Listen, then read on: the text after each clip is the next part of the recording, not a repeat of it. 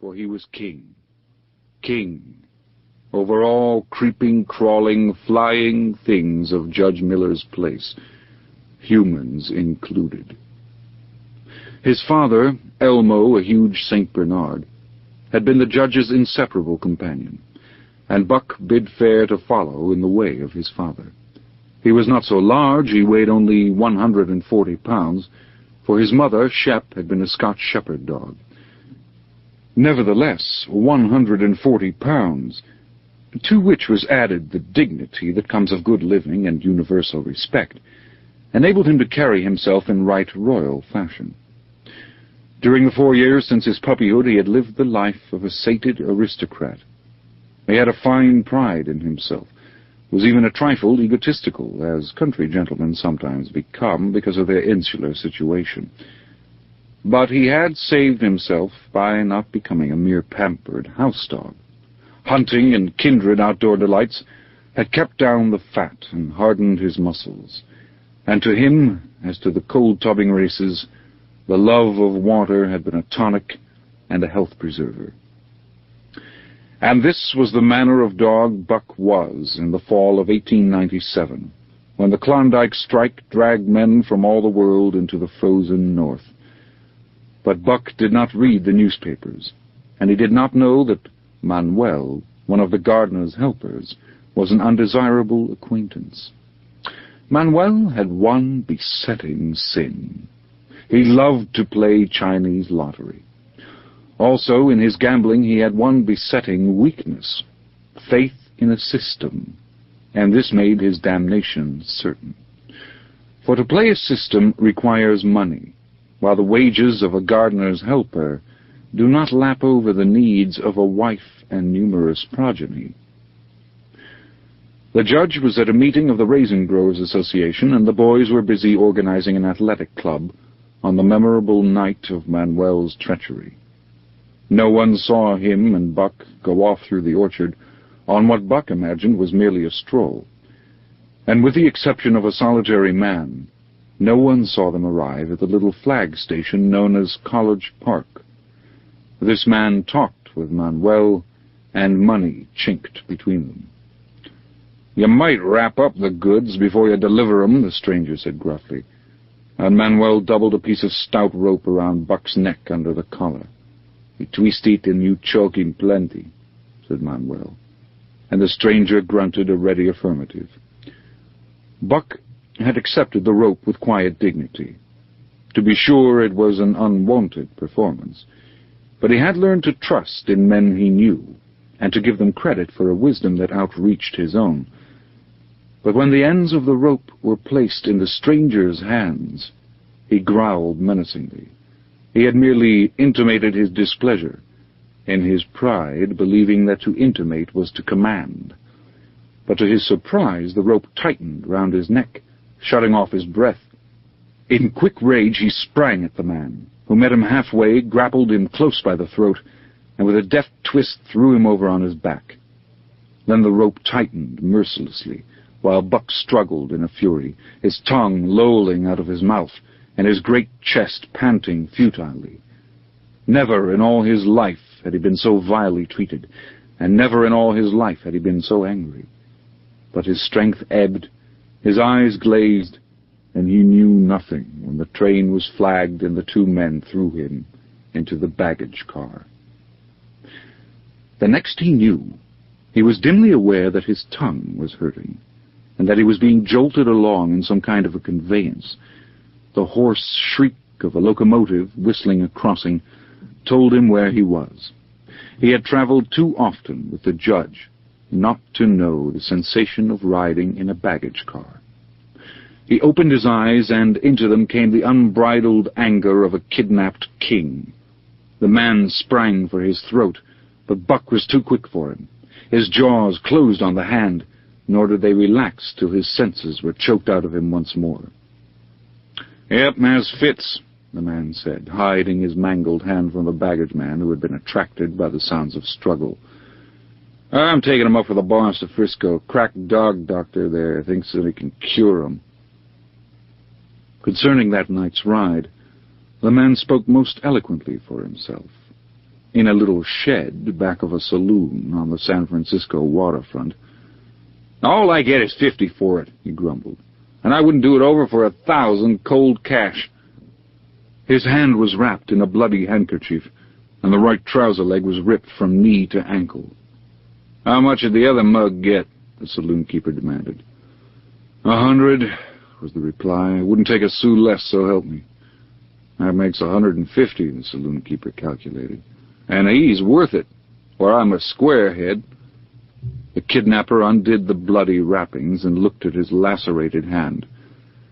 "If I don't get the hydrophobia—" "Yeah, it'll be because you were born to hang," laughed the saloon-keeper.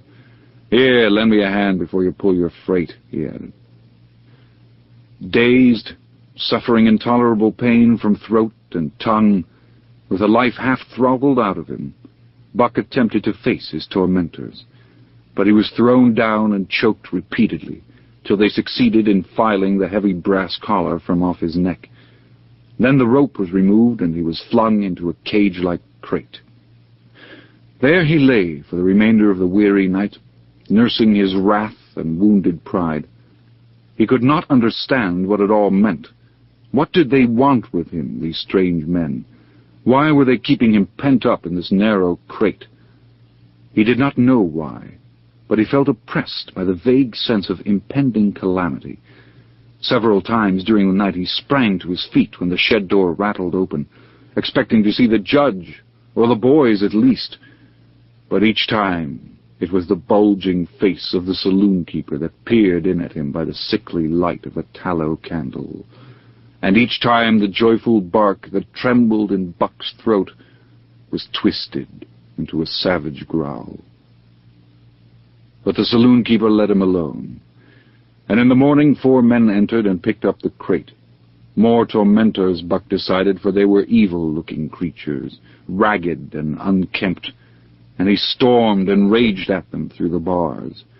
They only laughed and poked sticks at him, which he promptly assailed with his teeth, till he realized that that was what they wanted. Whereupon he lay down sullenly and allowed the crate to be lifted into a wagon. Then he, and the crate in which he was imprisoned, began a passage through many hands. Clerks in the express office took charge of him. He was carted about in another wagon. A truck carried him with an assortment of boxes and parcels upon a ferry steamer. He was trucked off the steamer into a great railway depot, and finally he was deposited in an express car. For 2 days and nights this express car was dragged along at the tail of shrieking locomotives, and for 2 days and nights Buck neither ate nor drank. In his anger he had met the first advances of the express messengers with growls, and they had retaliated by teasing him. When he flung himself against the bars, quivering and frothing, they laughed at him and taunted him. They growled and barked like detestable dogs, mewed and flapped their arms and crowed. It was all very silly, he knew, but therefore the more outrage to his dignity, and his anger waxed and waxed.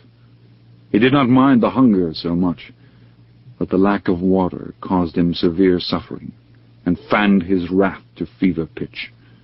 For that matter, high-strung and finely sensitive, the ill treatment had flung him into a fever which was fed by the inflammation of his parched and swollen throat and tongue. He was glad for one thing: the rope was off his neck. That had given them an unfair advantage. But now that it was off, he would show them. They would never get another rope around his neck. Upon that he was resolved. For 2 days and nights he neither ate nor drank, and during those 2 days and nights of torment he accumulated a fund of wrath that boded ill for whoever first fell foul of him. His eyes turned bloodshot, and he was metamorphosed into a raging fiend. So changed was he that the judge himself would not have recognized him, and the express messengers breathed with relief when they bundled him off the train in Seattle. 4 men gingerly carried the crate from the wagon into a small, high-walled backyard. A stout man with a red sweater that sagged generously at the neck came out and signed the book for the driver. That was the man, Buck divined, the next tormentor, and he hurled himself savagely against the bars. The man smiled grimly and brought a hatchet and club. "You ain't going to take him out now?" the driver asked. "Sure," the man replied, driving a hatchet into the crate for a pry. There was an instantaneous scattering of the 4 men who had carried it in, and from safe perches on top of the wall, they prepared to watch the performance. Buck rushed at the splintering wood, sinking his teeth into it, surging and wrestling with it. Wherever the hatchet fell on the outside, he was there on the inside, snarling and growling, as furiously anxious to get out as the man in the red sweater was calmly intent on getting him out. "Now, you red-eyed devil," he said, when he had made an opening sufficient for the passage of Buck's body. At the same time, he dropped the hatchet and shifted the club to his right hand. And Buck was truly a red-eyed devil, as he drew himself together for the spring, hair bristling, mouth foaming, a mad glitter in his bloodshot eyes. Straight at the man he launched his 140 pounds of fury, surcharged with the pent passion of 2 days and nights. In midair, just as his jaws were about to close on the man, he received a shock that checked his body and brought his teeth together with an agonizing clip. He whirled over, fetching the ground on his back and side. He had never been struck by a club in his life, and did not understand. With a snarl that was part bark and more scream, he was again on his feet and launched into the air, and again the shock came, and he was brought crushingly to the ground. This time he was aware that it was the club, but his madness knew no caution. 12 times he charged, and as often the club broke the charge and smashed him down. After a particularly fierce blow, he crawled to his feet, too dazed to rush. He staggered limply about, the blood flowing from nose and mouth and ears, his beautiful coat sprayed and flecked with bloody slaver. Then the man advanced and deliberately dealt him a frightful blow on the nose. All the pain he had endured was as nothing compared with the exquisite agony of this. With a roar that was almost lion-like in its ferocity, he again hurled himself at the man. But the man, shifting the club from right to left, coolly caught him by the under jaw, at the same time wrenching downward and backward. Buck described a complete circle in the air, and half of another, then crashed to the ground, on his head and chest. For the last time he rushed. The man struck the shrewd blow he had purposely withheld for so long, and Buck crumpled up and went down, knocked utterly senseless. "He's no slouchy dog breaking, that's what I say," one of the men on the wall cried enthusiastically. "I'd rather break cases any day and twice on Sundays," was the reply of the driver as he climbed on the wagon and started the horses. Buck's senses came back to him, but not his strength. He lay where he had fallen, and from there he watched the man in the red sweater. "Answers to the name of Buck," the man soliloquized, quoting from the saloon-keeper's letter which had announced the consignment of the crate and contents. "Well, Buck, my boy," he went on in a genial voice, "well, we've had our little ruction, and the best thing we can do is let it go at that. You've learned your place, and I know mine. Be a good dog, and all go well, and the goose hang high. Be a bad dog, and I'll whale the stuffing out of you, understand?" As he spoke, he fearlessly patted the head he had so mercilessly pounded, and though Buck's hair involuntarily bristled at touch of the hand, he endured it without protest. When the man brought him water, he drank eagerly, and later bolted a generous meal of raw meat, chunk by chunk, from the man's hand. He was beaten, he knew that, but he was not broken. He saw once for all that he stood no chance against a man with a club. He had learned the lesson, and in all his afterlife he never forgot it. That club was a revelation. It was his introduction to the reign of primitive law, and he met the introduction halfway. The facts of life took on a fiercer aspect, and while he faced that aspect uncowed, he faced it with all